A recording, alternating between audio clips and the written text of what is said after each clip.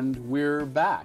You know, from cruising the South Pacific to going on safari in South Africa, what's not to like? And now our next guest is actually climbing Mount Kilimanjaro. Jody Cole, welcome. Hi. So what's that about?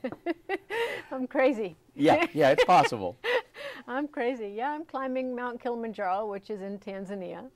I'll be climbing in January at the beginning of the month, and I was kind of strong-armed into it by some cute guys, and I already climbed. I climbed back in January of 1998. Yeah, but this is more than just about being strong-armed. This is a climb with a cause, right? It's turned into a cause. I needed a reason to climb, and I found a reason, and it's an unfortunate one. I was inspired by the unfortunate circumstance of the kids who committed suicide at the beginning of October as a result of bullying. And I thought, this is not okay, and there's my cause. And I happened to be on the board of Equality California, and I thought, what a better thing to do than to raise money for a dollar each foot of the mountain. And the summit of Kilimanjaro is 19,340 feet. So we're going to get $19,000 Yes. for this. Yes. And are you going to be documenting as you go up? I don't know if you can blog or Facebook or tweet. I'm going to do the best I can to Yeah. journal, and I don't know if I'll have any kind of cell reception, and I don't even know if the phone battery will respond. Well, gosh, I hadn't even thought about this, to the cold. Yeah.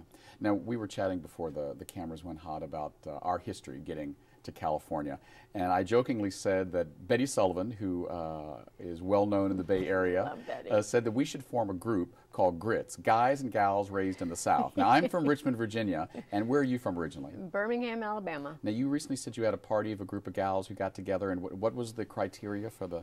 Well, for a period of time there, Betty and I had a group together, including Linda Blackmore, who it was lesbians raised in the South, and you had to be a lesbian. You had to have been raised below the Mason-Dixon, east of the Mississippi.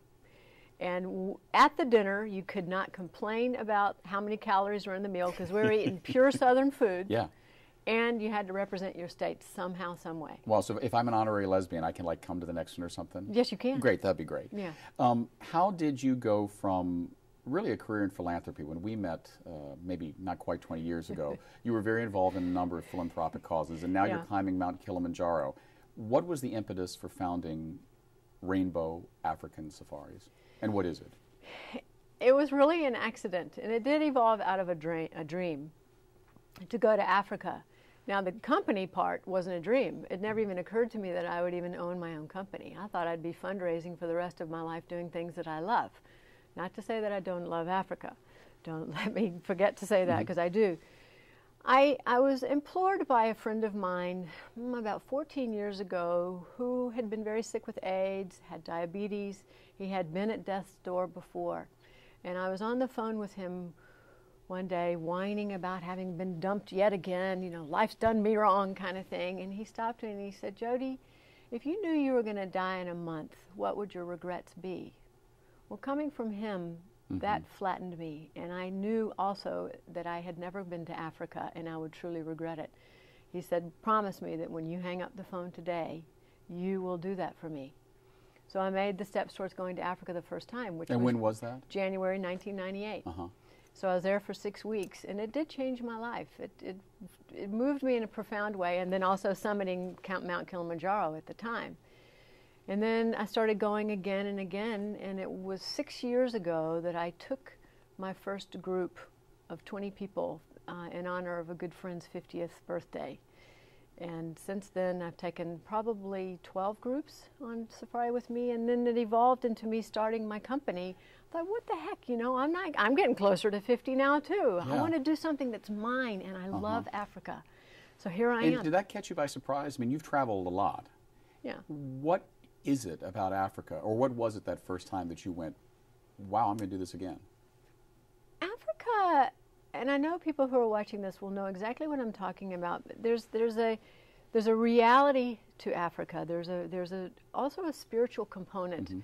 When you're, especially in the bush, or you're in the cities where you see people having what looks like and appears to be less than what we have, and yet you're seeing smiles on these people's faces, or you're out in the bush and you see a lion kill, which can be very gruesome at first, but then you see how everything works together, and you see how the animal that is the prey is in full acceptance of the circumstances.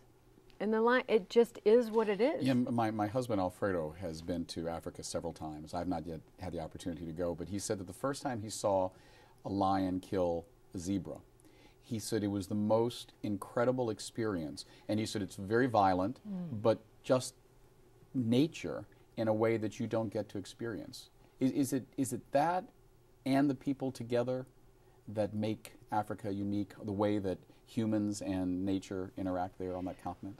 Yes. And I think there's another component to Africa that still exists and has always existed. It's always referred to or often referred to as the dark continent. And Africa is kind of shrouded in mystery. Even still, almost every inch of it has been explored now. But to those of us who don't know it, it still seems very dark and frightening, even though it's very civilized and we have cell reception in cars over there. Going there and you see what life is really like over there, you get to exhale.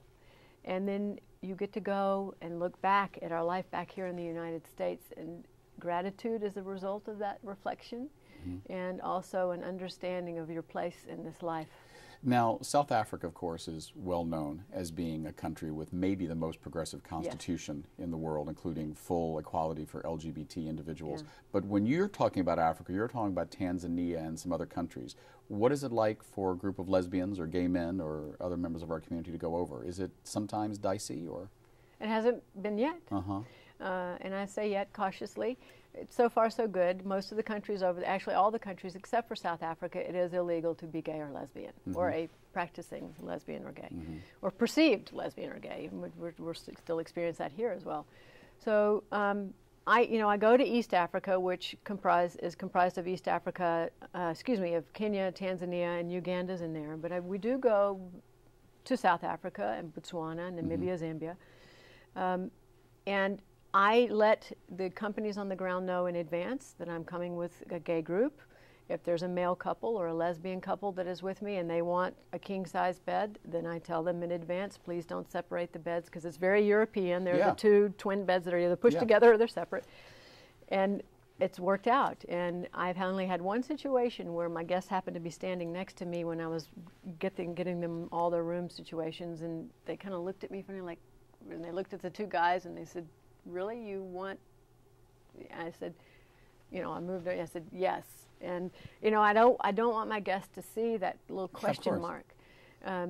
But tourism dollars carry a lot of weight over there. So how big a weight are we talking about? What does this mean to the economies of these countries? When your groups, but also just if you can talk about the importance of LGBT tourism, both as a way to bring money into different economies in developing countries, but also kind of as ambassadors of our community.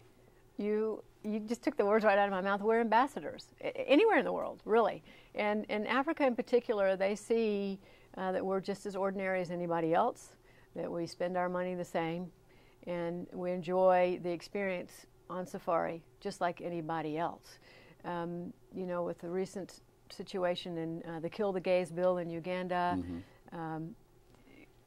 our exposure there has really helped, I think, subdue fears. But when it comes to gay people wanting to be really gay, you find a lot of people going to Cape Town. Yeah.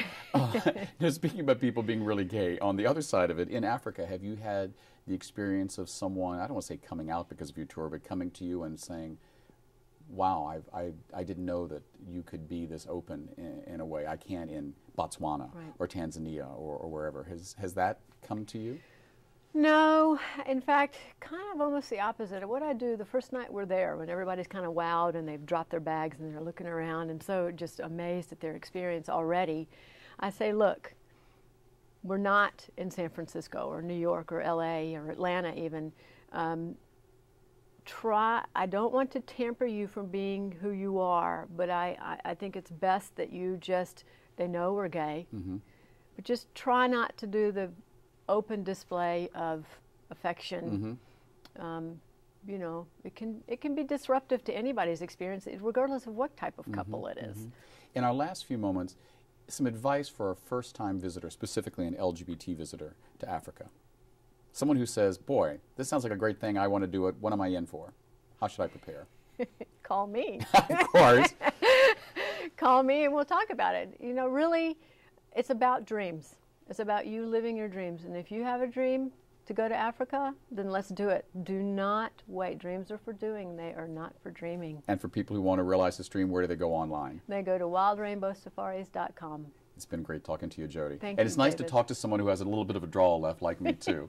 This is David Perry, and we will see y'all next week on 10%.